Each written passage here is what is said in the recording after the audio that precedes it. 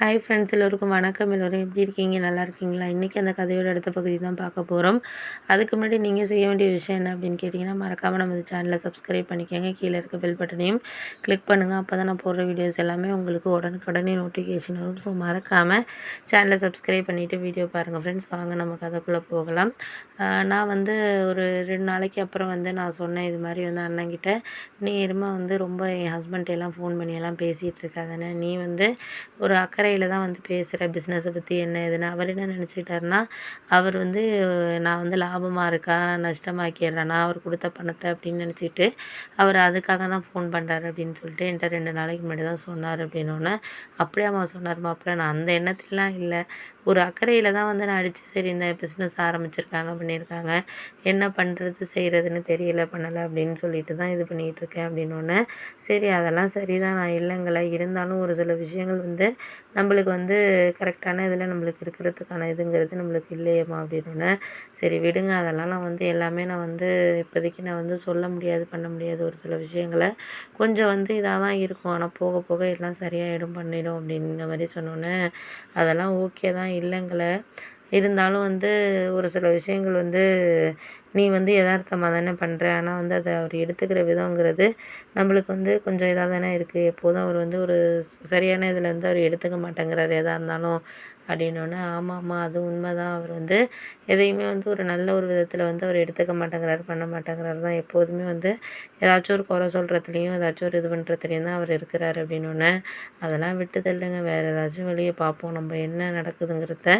அப்புறம் நம்ம பார்த்துக்கிட்டு பண்ணிக்கலாம், நீங்கள் எதையும் யோசிக்காத அப்படின்னோடனே, நான் அதெல்லாம் யோசிக்கிறதுக்கு பண்ணுறதுக்கெல்லாம் வேலை கிடையாது, ஒரு சில விஷயங்கள் நீ எடுத்துக்கிற விதம் ஒரு நல்ல விதமாக தான் நீ இது பண்ணுறேன்னு, ஆனால் அவர் எந்த இதில் புரிஞ்சுக்கிறாருங்கிறது தானே இருக்குது அப்படின்னோடனே, சரி விடுமா, நீ அதெல்லாம் புரிஞ்சுக்கணும் பண்ணணும் செய்யுங்கிறத தாட்டி தேவையில்லாமல் இது பண்ணிக்கிட்டு இருக்காத,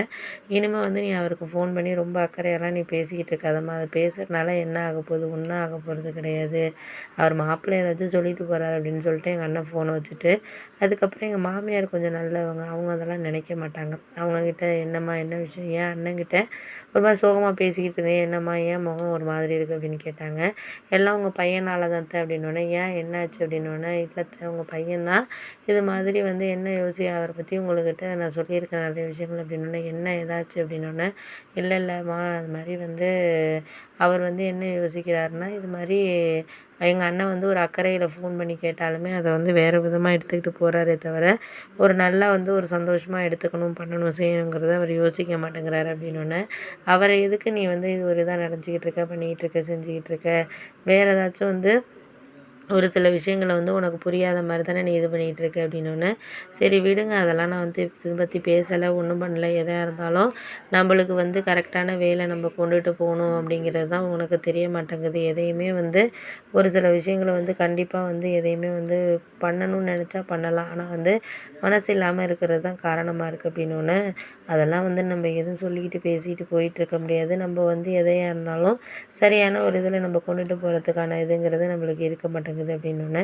இல்லைம்மா அவன் அவனை பற்றியான குணங்கிறது தான் உனக்கு தெரியுமே, தெரிஞ்ச விஷயத்த பல தடவை பேசினாலும் அதை இது பண்ண முடியாது, சில விஷயங்கள் ஒரு குழப்பமான விஷயத்த எந்த ஒரு மனநிலையிலையும் நம்ம எடுத்துகிட்டு போகிறோம் பண்ணுறோம் செய்கிறோம் அப்படின்னா, அதை